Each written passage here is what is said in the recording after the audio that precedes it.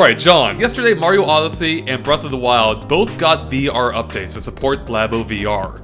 And I think we both played them pretty extensively, or at least as extensively as one could play Mario Odyssey in VR. So I thought it'd be fun for us to get together and discuss both games, especially with some of the articles I've been seeing today regarding Breath of the Wild and how it doesn't seem to be resonating with a lot of people. And I thought that'd be fun for us to get into. But before that, we probably should talk about Mario first, because that game does have a mode now specifically designed with VR in mind, as opposed to Breath of the Wild, where it's more tacked on to the main game. Yeah, so what was your gut reaction to playing through these brief 3 missions? Right. I think it's important to note first that Labo VR isn't a competitor to PlayStation VR or Oculus or anything like that. It's a cheap cardboard headset, and it does what it does. But with that said, the implementation of this in both Labo VR's software and Odyssey and Breath of the Wild, I think is still really impressive. That being said though, Odyssey didn't stand out to me that much. They've tailored a mode that's made around VR, unlike Breath of the Wild. But it's so brief that you don't really get much of an impression of it. So it was cool, but I don't think I'm really ever going to go back to this mode. It's like eating a single chip from a bag. Like, it wouldn't leave you with much of an impression, right? Right. These missions are extremely brief. There's not a whole lot to them. And for being only 3 missions, they are pretty repetitive too, in that you're doing the same basic tasks over and over. And I think the worst part about it is that for most of them, they don't really make great use of the VR. I think the most impressive moment is when you first start it up and Mario is standing right in front of you, like just staring at you in the face. It's like, whoa, I've never been this close to Mario before. And that's pretty cool. Like, it's a neat sense of presence where you're looking at Mario in a way you haven't before.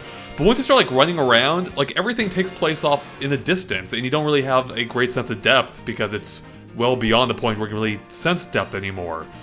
So yeah, I agree with you. Like, it just didn't leave me with a ton, much of impression, because there's not much there to engage with. After playing through all 3, like, I had a good time, especially the 3rd mission I thought was a little bit stronger than the other 2, because most of it, or a lot of it, took place immediately around the camera area. So like Mario's like running below, running underneath below you, so you have to look down at him. So that actually worked pretty well, but overall, not a whole lot to say. It's, I feel like for a mode designed with VR in mind, it would have done a little bit more with the VR. Sure, but it's also hard to complain with a free mode, right? Like, we're not paying for this at all, and they're sort of reusing content from the main game. Yeah, I mean, that's a great point. Like, it's still fun. I had a enjoyable 15 minutes with it, but it's definitely not a great reason to pick up Labo VR. If you already have Labo VR, definitely check it out. But like with Mario 3D Land, I found those challenge rooms were one of the best uses of 3D. Because you remember, like, you would have these sort of, when you're playing in 2D mode, it would be like a block square. You put up the 3D slider, and all of a sudden you get this depth, and you can see all the cubes come out in their actual perspectives. And I thought that was mind-blowing. But with Odyssey, I never really had that moment. Like, it was cool to be able to move Mario from a new perspective, but I never felt like the camera really offered that much new. Yeah, I feel like there are better games that could have chosen to give a VR exclusive mode, whether it might have been Captain Toad. It's strange that Odyssey doesn't have the full game playable and Breath of the Wild does. That's weird, right? I'm not really sure why either. Yeah, because Odyssey runs at a higher frame rate than Breath of the Wild too, so even if they like capped it at 30 and had it running in VR, that should have been possible, right? Yeah, one would think. I mean, I wonder if it's perhaps because Mario is overall a faster-paced game, and maybe given the motion sickness issues some people are having with Breath of the Wild, it might have been worse in Mario, but then again, it doesn't have the better frame rate, so... I love that you said Captain Toad, though. That works so well in VR. Right? I just like moving around and seeing the entire box move in 3D space. Yeah, that'd be awesome. Or imagine the minecart levels, where you actually are on a track in a first-person... You can go first-person with it. It already has a first-person mode, and that would be just really fun, I think. And, like, we've seen other platformers try and use this fixed camera style before, like with Astro Astrobot. But Mario Odyssey, I don't feel like it doesn't really come close to Astrobot in terms of its design. The camera is fixed the majority of the time unless you like move through a pipe or something. And even then, it just doesn't feel dynamic enough. What's funny is, it basically is Astrobot, like a very simple version of it. You are the camera, and you're controlling a character in a third-person view, and you're collecting things. So that basically is Astrobot. The difference is Astrobot is really good, and Mario is... it is what it is. It's a tacked-on VR mode. And I think the disappointment for me, and again, as you said, it is free, it's still fun to play through, but I think the disappointment for me is, as Mario's first VR experience, I was hoping for more. One amazing touch Astrobot has is when Astrobot faces a camera, being you, it waves at you, like it acknowledges your presence. And my heart melts every time that happened. Whereas in Mario Odyssey, Mario doesn't give a crap about you. He doesn't even acknowledge you. So yeah, I wish he had gone just a little bit farther with the support in Mario. But again, you know, it's a free mode, so it's hard to complain, right? Right, like, I'm sure if the game was built around VR, like the entire game, they probably would have done that further. Nintendo loved characterizing gameplay elements. Like in Mario 64, Lakitu is the camera. Bingo, and they do that in so many games. Like with Minish Cap, your cap is the one that gives you advice. They always do that stuff. So I'm sure if they actually made the game around VR, they would have gone further with that. But as you say, it's a free tacked-on mode, and that's just kind of is what it is. It's not too impressive, but it's fine for what it is. Indeed. Alright, let's go ahead and move on to the second game that got a VR support, or VR update, and that is Zelda Breath of the Wild, as we've already said multiple times, so it's not exactly a surprise at this point. So, my first impression, John, I'm curious if yours lines up with this, was not good. I recorded myself on camera, you can see my live reaction basically to playing Breath of the Wild, and I wasn't a fan. Right away immediately I experienced like dizziness, like the camera controls are weird. They're not like anything I experienced in VR before, where basically your head acts as a camera stick, and if you look right, the camera swings, I think, to the left, allowing you to see to the right. But it doesn't, you know, whereas in most VR games, it works as if you were actually there, where, you know, the camera is your head. So that was weird. And then, you know, there's the fact that the game is running at a much lower resolution than it normally does. You know, it's along the lines of Labo VR. But with Zelda, because we know what it can be, it's definitely noticeable.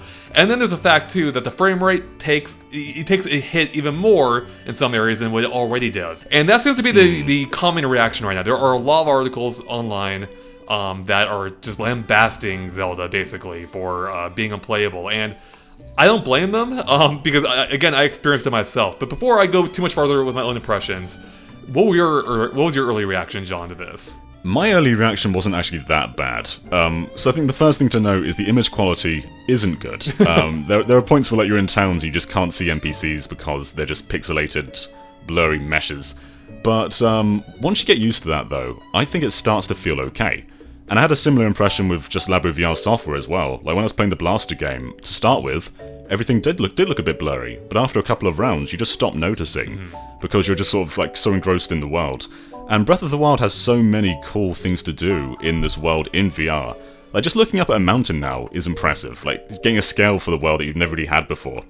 So yeah, it's not clean. It obviously does not compete against PlayStation VR, but PlayStation VR also doesn't have Breath of the Wild, and I think that's the big thing here. It's just Breath of the Wild in VR, even if it's not like the clearest possible tech for it. That is a huge thing. So, you know, people who are enthusiasts about VR, like they want more AAA games. That's a bit of a problem in this space right now. Is there aren't enough VR headset owners to really justify investing that much money into a game for a small market share.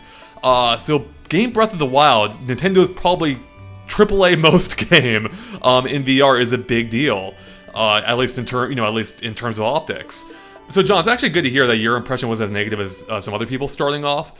I wish I had that same experience, but for whatever reason, I went back last night to try it again, and it won me over. Like, the thing is, Breath of the Wild's VR is a little bit more subtle. It's not as in your face, with the whole game not being as crafted with it in mind.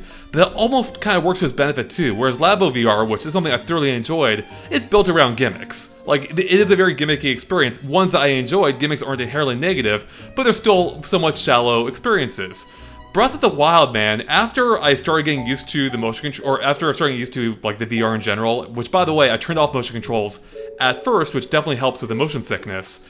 I started to like really appreciate what happened here, because it lends the world like a sense of depth, and it gives everything a more immense feel to it, like far more immense. Like I walked up to the Twin Peaks to the east of the Great Plateau and just looked up at them in awe at how massive they appeared. So yeah, like once you get used to it, just with the Labo VR itself, as you were saying, it works. Like you don't notice the low resolution or the low frame rate even as much as I did initially, at least. The weird thing is this was resonating with me, man. I was feeling things I haven't felt in a while playing a game. Whether it was like, you know, my heart racing from an intense encounter, or a sense of excitement that I didn't have normally when playing Breath of the Wild, and I've been playing it a lot recently. sneaking into Hyrule Castle felt so much more nerve-wracking than I remember it being, where I was actually trying to avoid being caught by the Guardians, because it feels like they're there. It feels like you're there with them. They have a presence in this world, and that extends to pretty much anything. Like, even walking through a doorway now feels legitimate. It feels like you're walking into a different environment, an interior environment, because it occupies physical space, or it seems to at least. I've done basically everything in Breath of the Wild. I'm one of those crazy people who found every Korok seed. So I kind of thought to myself, like, what more is there to do in this game? And then when this VR update came out, there were just so many places I wanted to revisit. Like, I went up to the Gerudo Tower and just jumped down that giant pit. I went down to fight Calamity Ganon, and that's one of the few cutscenes that isn't pre-rendered. So that's in full 3D. And there's this awesome moment where Calamity Ganon just sort of shatters through the floor and all this debris falls to the camera. And when you're playing in VR, it's all just falling in your face. So it's like you want to just like go back to this game, go back to your favourite places and just see what they look like in VR. And there are so many places to revisit. So like even if you're not planning to play the entire game again, I think there's still a huge novelty to just touring Hyrule once more. Yeah, I mean, you're definitely right. There's definitely a novelty to it. But I don't want to get too carried away, because it's possible that my impressions will change. But right now, man, I don't know if I want to play Breath of the Wild any other way. Again, I realize it's a kind of a blurry mess, but what it adds is far more than what it takes away, in my opinion.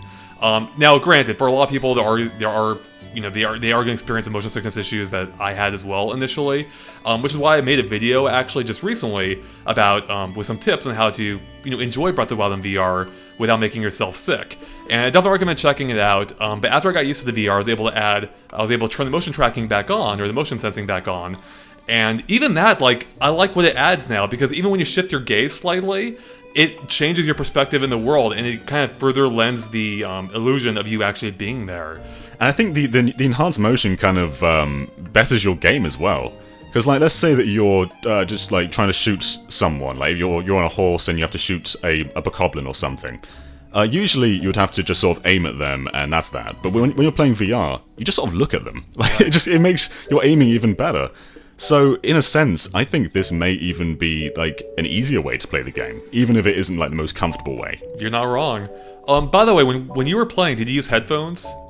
I did. And to start with, I didn't, but when you put the headphones on, it really just turns your senses out to 11. Like, it's crazy, because Breath of the Wild has brilliant sound design as it is. And, like, let's just say, like, you're walking through a field or something, or sneaking through some grass, and you're seeing every blade go by. You can hear that, too. So it's just kind of like a 4D experience almost. Yeah, I mean, you're not wrong. Yeah, definitely use headphones if you haven't tried already. I think it's almost essential for Breath of the Wild, because it adds a sense of depth and complexity to it adds more to the visuals than what the VR provides by itself. For instance, it actually made me not completely hate the rain for once. Like, I was in a thunderstorm, and seeing the lightning strike down in VR is just intimidating as all hell.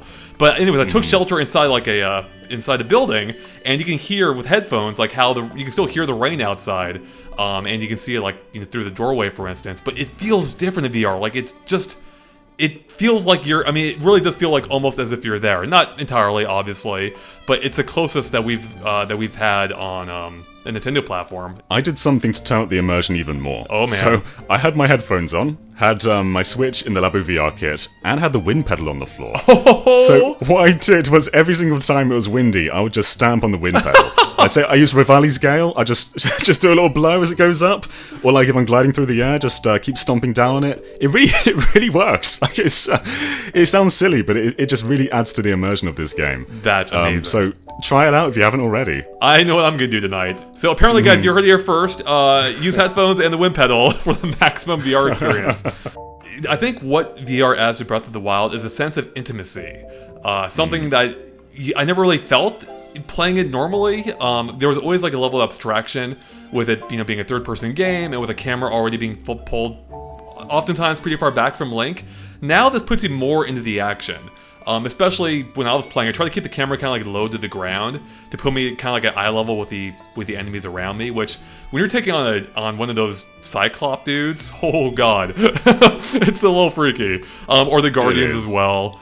Yeah, so it definitely gives you a different perspective on this on this world. When I reviewed Breath of the Wild, I didn't love it. I liked it a lot. I thought it was a really good game, but I had some issues with it. I think now I might actually be loving it, which is weird thing to say. Yeah, that's a crazy bump. But you're totally right, the world is way more intimate now. I went down to the Forgotten Temple where all those guardians, there's like a dozen guardians in one room, and seeing all of their lasers just pointed at you, it's scary, it's intimidating. It really does make the world just feel more personal to you. When you just, like, even, as you said, the Hinox, the giants, they aren't much of a threat usually. Like, usually you just shoot their eye and they fall down, you just whack their legs, that's it. Right. But when you're in VR and they're chasing you, it really does get your heart bumping. Now, there is one comment I've seen a few times from our own viewership and elsewhere, basically along the lines of, what's the point of a VR game if it isn't first person? And that right there tells me that very likely they haven't tried VR themselves. Because it doesn't need to be first person for it to be immersive. My game of the year last year was a third person PSVR game being Astrobot, and I think it's one of the best VR experiences I've had. Granted, it's still kind of first person in a sense because you are the camera, but it's essentially a third person game. And I got like a very similar sense playing Breath of the Wild, where it puts you more into the world. It doesn't matter that you're not playing as Link in his viewpoint. You can still appreciate being there alongside Link. And likewise, my favourite VR game is Tetris Effect, which is just a puzzle game. It's not. It doesn't have to be first person. Right. And I suppose you can liken it to almost like an in-your-face 3D experience, because there are a lot of effects in here which do kind of mirror Ocarina of Time 3D. Like when you're holding a cuckoo or something, their feathers kind of float into your face, and that was the same with Ocarina of Time 3D. So I guess it's like you're seeing a 3D game in a theatre that's just right in your face. But yeah, it doesn't have to be first person to be truly immersive. You can still really lose yourself from this perspective. Yeah, totally. It's a very different sensation to look up at this mountain that towers over you versus pressing the thumbstick down to make it fit in your 50-inch TV or whatever. So basically, if you've tried Zelda Breath of the Wild and you haven't enjoyed it in VR, first off, go watch my tip video, not just for the extra views, but I think it might help you out. Secondly, give it time. Like, it took me some time to get used to it too, and I think it's definitely worth investing a little bit more effort into it to try and get out what I have myself. Like, after my initial impression, I was about to give up entirely, but for whatever reason I decided to give it one more go, probably because I was going to have this discussion, with you, John, and that's when it really won me over. So I would definitely implore all of you to give it another chance. I know there's a lot of articles out there, probably based on a ton of gameplay. I can't speak for them themselves, obviously. I'm just theorizing that there's probably, I think there's elements to it that a lot of people are missing. But it does take an investment to get out what you put into it. Yeah, it's very easy to look at this and say this is a blurry mess, but go visit your favourite places. Just lose yourself in Breath of the Wild for a bit. Even go on horseback and just let your horse take you around. Yeah. Just appreciate it for a while. I think you'll really not only will you get used to it, I think you'll start to appreciate it more. Great point. It does make me really want now a proper, Switch Pro. Like I said, I think it's adequate as is. But with that said, I would still love a higher definition version of the Switch, double the resolution, give us even sharper visuals in Breath of the Wild, and I'd be completely down for that. Agreed. All right, John, anything else you want to add to the discussion before we wrap it up here? I'm just having a great time with Breath of the Wild all over again. There are obviously moments where the game isn't necessarily made with VR in mind. So let's say, for instance, you're targeting an enemy. I've noticed that your targeting reticle isn't actually in the perspective of your opponent. It'll just sort of fly on the usual plane, so that's not quite optimized enough. And I guess also, like, there's a few puzzles in shrines, like let's say that one where you have to sort of tilt the ball around and get it through the hole or something. I can't tell how that's going to work in VR, like with you, just like moving your entire body.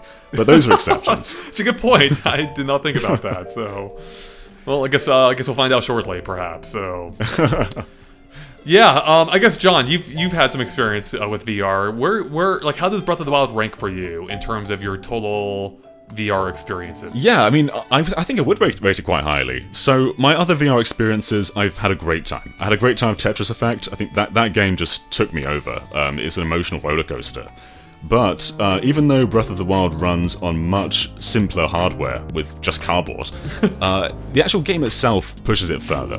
So yeah, I think obviously Breath of the Wild as a visual experience, it's on the lower end, but as just an immersion experience, it's on the higher end. Like, I'd put this up there with my favorite VR experiences. It has those moments where it is like Tetris Effect, where you just sort of look into the world and you say, "Oh my god, like you're in this experience." And I can't say I've had that with all other higher end VR games. Yeah. Like there's a disconnect sometimes. Let's say you're playing the Batman VR experience. You're just a pair of floating hands, and that does take you out of the experience a little bit. Right. And I never really had that Breath of the Wild. I always felt like I was just compelled to be in the world, and I don't always have that with even the more expensive VR setups. Yeah, I mean, I'm thoroughly surprised by how well what's essentially a tacked-on mode works. Like, it just enhances the base game, and for me, made it better. So that's surprising to me, and it really makes me want to see Nintendo do more. Give us more VR experiences, like even if it is just kind of tacked on like this. Even if I would love to see, more custom experiences as well. It proved to me that you don't need to craft a game entirely around VR for it to be amazing. And I myself have also had a lot of experience with VR, and I pretty much agree with you, John. Like, this is in the upper echelon of my VR time. I think it's because the base game is just so strong, and VR adds another layer on top of it that just lets me enjoy it in a whole new way. Offering a sensation that even games crafted VR hasn't fully provided me. I just want Tropical Freeze in VR. Oh That's my all god. I want. Yes. Like seeing that game has so many layers. Like seeing all those trees, how back they go. That'd be so awesome to see. That would be or incredible. That minecart level where you're going down and the camera pans behind you. Imagine just seeing that and like use the wind pedal again. Use the wind pedal to just sort of feel the air as you go down. I love it. I love it. Alright, and with that, I think we're about done here, so thank you so much for watching. If you liked our discussion, make sure and like and follow us on Facebook and Twitter at GameXplain. You can find links to them in the description below. It's a good way to keep updated on everything we post. And of course, stay tuned to GameXplain for lots more on Nintendo VR, hopefully, if they come out with more stuff, and everything else Nintendo Switch as well. We'll catch you later. Bye.